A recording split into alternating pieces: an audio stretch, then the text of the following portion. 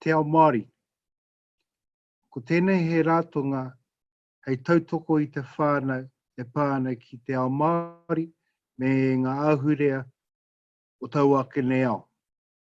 E wāhi pai tēnei mō te tautoko i te whānau i te wā e noho wehetahi ana i tēnei taima. Āwhina a whānau,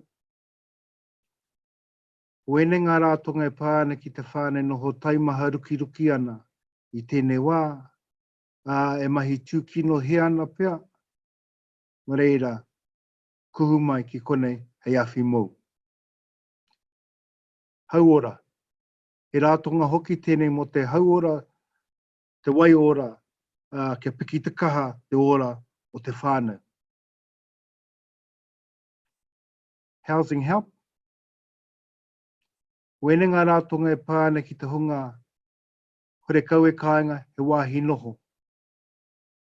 Aini pea e raru e pāna ki tō rātanei wāhi noho, tēnei te wāhi pai mou. Ngā marae o te kotahi a tāmaki. Ko tēnei te piringa tahi o ngā marae katoa i roto tāmaki makaurau, e mahi tahi ana i tēnei taima.